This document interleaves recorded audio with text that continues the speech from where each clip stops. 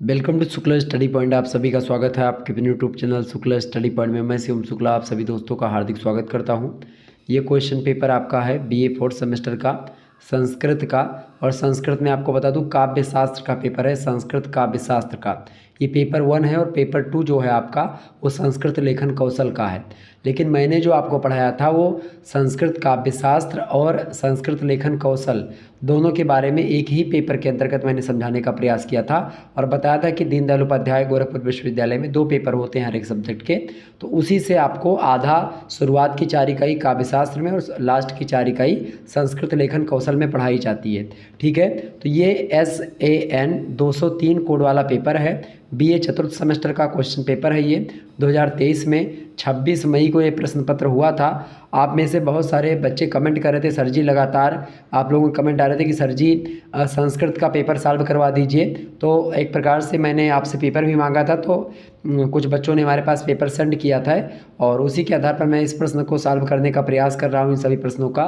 तो एक प्रकार से ये आंसर की है। और जो अन्य विश्वविद्यालय हैं जिनमें ऑब्जेक्टिव परीक्षाएं होनी है, लिखित भी होनी है, उनके लिए बहुत महत्वपूर्ण है लेक्चर। चर्चा करने का प्रयास करते हैं। 1 घंटे का समय होता है, 40 क्वेश्चन दिए जाते हैं, एक प्रश्न का 1.5 नंबर होता है। इस प्रकार से आपको 60 नंबर प्राप्त होते हैं यहाँ से 1 घंटे के पेपर में।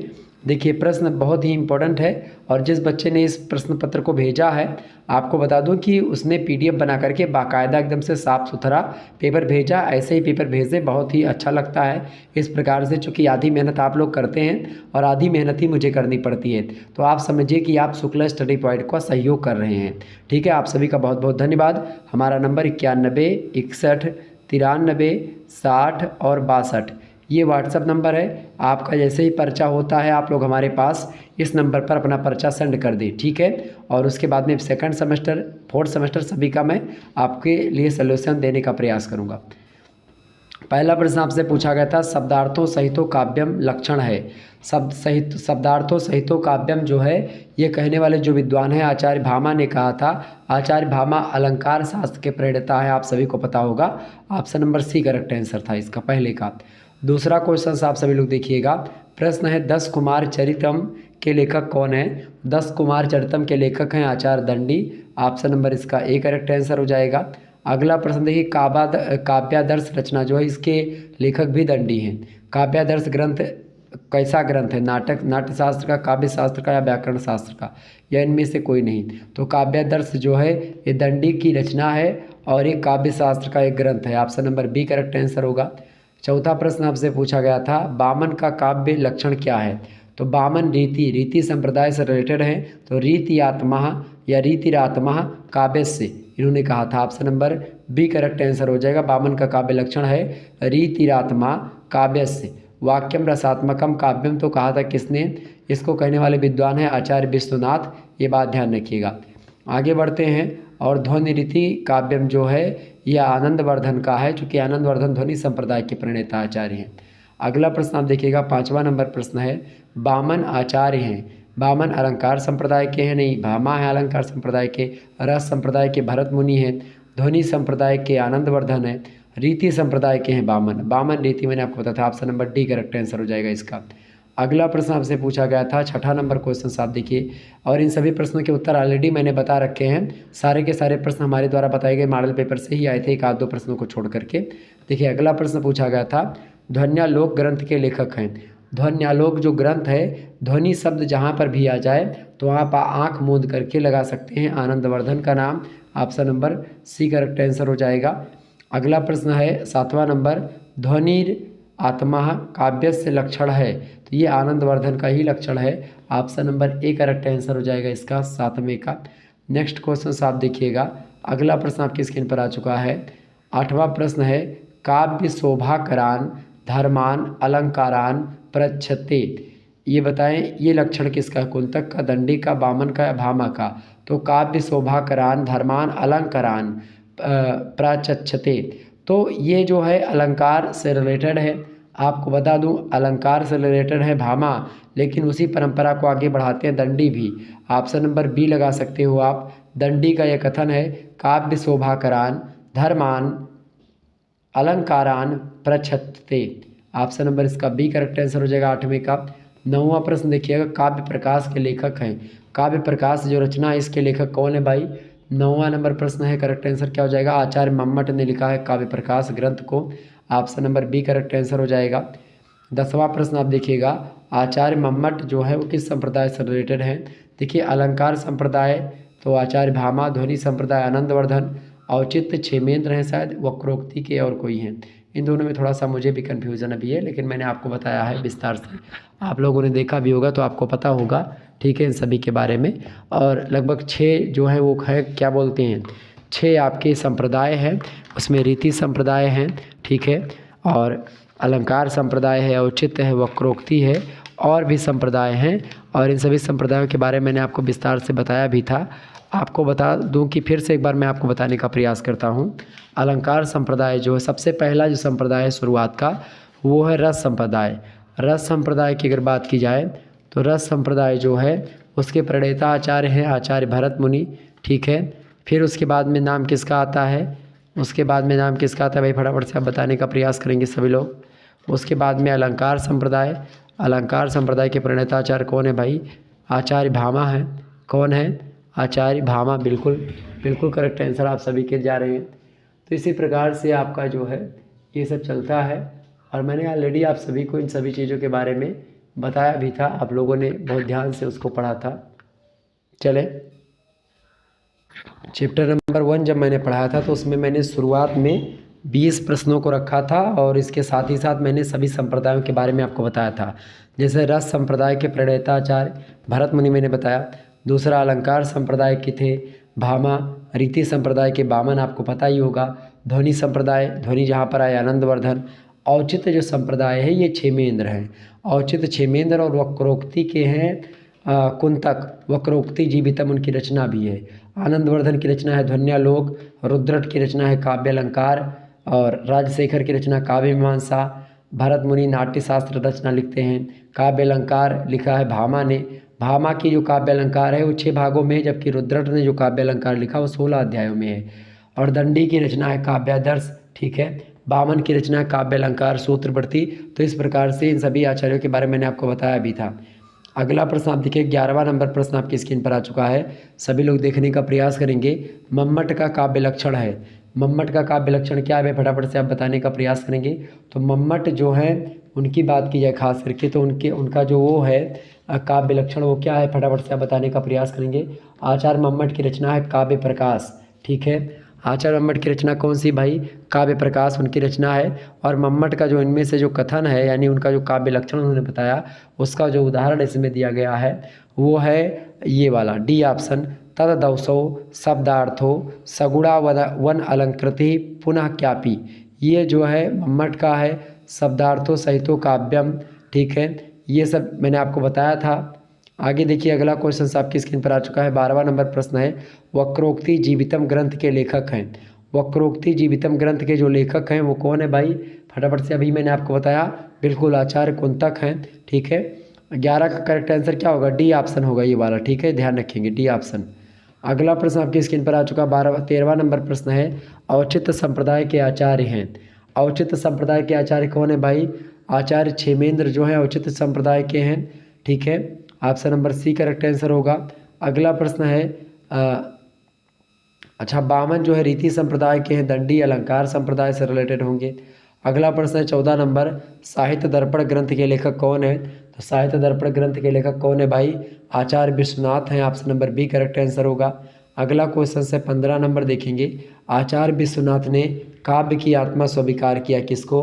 तो आचार्य विश्वनाथ जो है वो काव्य की जो आत्मा स्वीकार करते हैं वो ऑप्शन नंबर बी यानी रस को स्वीकार करते हैं। वाक्यम रसात्मकम काव्यम कहते हैं वो। तो आचार्य विश्वनाथ का एक कथन भी है, वाक्यम रसात्मकम काव्यम। ऑप्शन नंबर बी लगा दीजिएगा। अगला प्रश्न आपकी स्क्रीन पर आ चुका है, 16वां नंबर प्रश्न है, आनंदवर्धन ने ध्वनि के भेद स्वीकार किए हैं। तो आनंदवर्धन ने ध्वनि कितने भेद स्वीकार किए भैया? उन्होंने 3 भेद स्वीकार किया है। Option number C correct answer हो जाएगा 16वें का। नेक्स्ट क्वेश्चन आप देखिएगा, 17वां नंबर प्रश्न आपकी स्क्रीन पर आ चुका है, बिना कारण के कार्य होने पर होता है। देखिए, तो बिना कारण पे जहाँ बिना कारण के कार्य होने पर विभावना अलंकार होता है। बिल्कुल option number C correct answer लगा हुआ है 17वें का। नेक्स्ट क्वेश्चन आपके स्क्रीन पर आ चुका है। 18वां नंबर प्रश्न है, कारणों के रहने पर भी अगर कार्य नहीं होता है तो वहाँ पर विशेषोक्ति अलंकार होता है। ऑप्शन नंबर बिल्कुल ए करेक्ट आंसर होगा। अगला प्रश्न है 19 नंबर, देखिएगा। आचार्य विश्वनाथ ने मुख्य रूप से काव्य लक्षण का खंडन किया है किसके? तो इन्होंने मम्मट के काव्य लक्षण का खंडन किया, मम्मट के काव्य लक्षण का खंडन किया, आनंदवर्धन के, कुंतक के, इन सभी के काव्य लक्षणों का खंडन किया। लेकिन वहाँ पर चूंकि कुंतक आनंदवर्धन ने दिया नहीं है, दिया है मम्मट, तो मम्मट लगाएंगे ऑप्शन नंबर डी 19 का। 20वां प्रश्न आपकी स्क्रीन पर आ चुका है। आचार्य विश्वनाथ ने उल्लेख नहीं किया किस विद्वान का? देखिए मम्मट का किया, आनंदवर्धन का भी किया और कुंतक का भी किया है, उन्होंने हेमचंद्र का उल्लेख नहीं किया। Option number D correct answer होगा। अगला प्रश्न आप देखिएगा, 21वां प्रश्न आपकी स्क्रीन पर आ चुका है। बहुत ही इंपॉर्टेंट प्रश्न है परीक्षा की दृष्टि से। देखेंगे, प्रश्न है, धर्म अर्थ काम मोक्षेषु वैचछन्यम कलासु च करोति कीर्ति प्रीतिम च साधु काव्य निबंधनम। यानी कि धर्म अर्थ काम मोक्षेषु वैचछन्यम कलासु च करोति कीर्ति प्रीतिम च साधु काव्य निबंधनम। ये एक प्रकार से प्रयोजन किसका है? तो ये प्रयोजन जानते हैं किसका है? 21 नंबर का करेक्ट आंसर क्या होगा? बिल्कुल option number C correct answer हो इसका। आचार्य भामा जो थे उन्हीं के मत से रिलेटेड है ये, option number C. 22 number question आप देखिएगा, धर्म आदि साधनोपाय सुकुमार मकमोदितः उपयुक्त प्रयोजन है, किस मत के से रिलेटेड है ये? तो ये रिलेटेड है भाई किससे? बिल्कुल आचार्य कुंतक से, option number B correct answer होगा इसका। अगला प्रश्न 23 नंबर, काव्य अलंकार के ग्रंथ के रचयिता कौन है? अच्छा, यहाँ काव्य अलंकार पूछा गया तो यहाँ पर ऑप्शन में दंडी है, रुद्रट है, मम्मट है, विश्वनाथ है, तो करेक्ट आंसर क्या होगा?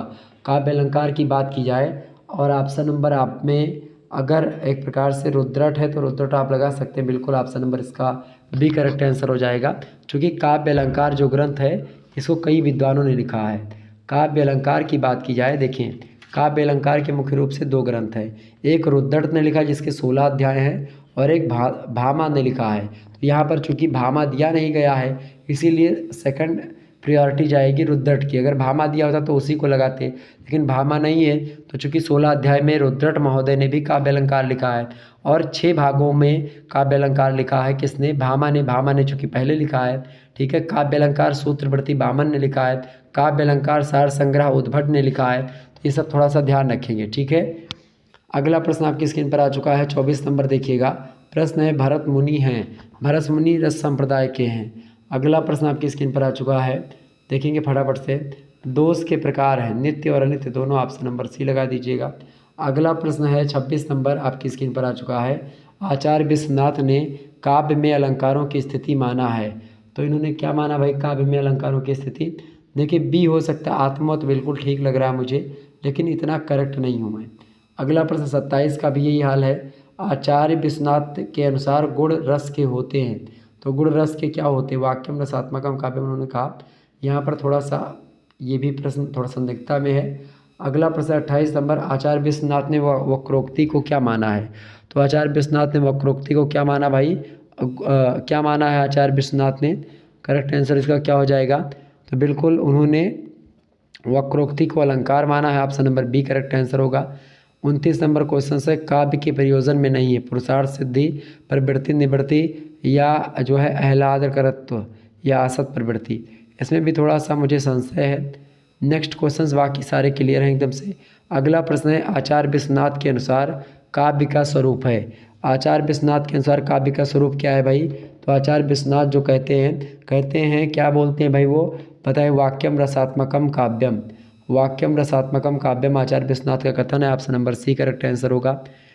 अगला प्रश्न 31 नंबर, विश्वनाथ के अनुसार काव्य के अपकर्ष कारक हैं, तो काव्य के अपकर्ष कारकों में गुण कहते हैं, वो option number C correct answer होगा 31 का। अगला क्वेश्चन है 32 नंबर, इंद्रव्रजा के प्रत्येक चरण में कितने वर्ण होते हैं? तो इंद्रव्रजा जो छंद है इसके प्रत्येक चरण में 11-11 मात्राएं होती हैं, ऑप्शन नंबर इसका ए करेक्ट आंसर होगा। अगला प्रश्न है 33 नंबर, इंद्रव्रजा और उपेंद्र व्रजा के संयोग से कौन सा छंद बनता है? तो इससे उपजाति छंद का निर्माण होता है, option number C correct answer होगा। 34 नंबर प्रश्न आपकी स्क्रीन पर आ चुका है, सिख रेडी छंद के प्रत्येक चरण में होते हैं। तो शिखरणी छंद के प्रत्येक क्षण में जो कितने अक्षर होते हैं, कितने वर्ण, तो 17 वर्ण होते हैं। कितने भाई? 17। Option number D correct answer हो जाएगा 34 का। अगला क्वेश्चन आप देखिएगा, 35 नंबर प्रश्न आपकी स्क्रीन पर आ चुका है। 35 नंबर प्रश्न है, 4, 6 और 7 वर्णों पर यति वाला छंद है। बताएं करेक्ट आंसर क्या हो जाएगा? बिल्कुल Mandakranta is right answer, Mandakranta. Option number B correct answer हो जाएगा। 4, 6 और 7 वर्णों पर यति होती है इस प्रकार के छंद में। Option number B correct answer होगा। अगला प्रश्न आपकी स्क्रीन पर आ चुका है, 36 नंबर प्रश्न देखिएगा, मालिनी छंद का लक्षण है। देखिए मालिनी छंद का जो लक्षण है वो ये ऑप्शन ए में दिया हुआ है, नन भय युतेयम मालिनी भोगिलोकय। ये मालिनी छंद का लक्षण है। जबकि स्यादि इंद्र ब्रजा, यहाँ पर इंद्र ब्रजा आ रहा है, यहाँ पर मालिनी, जहाँ पर मालिनी छंद का है, इंद्र ब्रजा यहाँ पर देखिए स्यादि इंद्र ब्रजा याद तो जगोगा, ये इंद्र ब्रजा छंद का लक्षण है। ठीक है, तो ऑप्शन नंबर इसका लगाएंगे ए, ऑप्शन करेक्ट आंसर होगा। अगला प्रश्न है 37 नंबर, अलंकारों की जननी किसे कहा गया है? निदर्शना को कह सकते हैं आप, बिल्कुल ठीक है। ठीक है, आगे बाकी इसमें थोड़ा सा मुझे कन्फ्यूज़न भी है, आप लोग देखेंगे बाकी।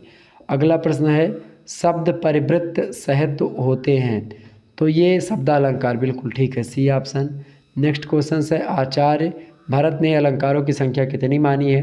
तो आचार्य भरत ने अलंकारों की संख्या 4 मानी है। Option number A correct answer होगा। 40 नंबर प्रश्न आपकी स्क्रीन पर आ चुका है। प्रश्न है, नौ पलास वनम पुरस्फुट पराग परागत पंकजम, उपरोक्त श्लोक में कौन सा अलंकार है? तो इसमें आप देखिएगा जो अलंकार है वो यमक अलंकार की छाप है। Option number D correct answer हो जाएगा। ठीक है, क्योंकि यहाँ पर पराग और पराग 2 बार आप यहाँ पर भी देख सकते हैं।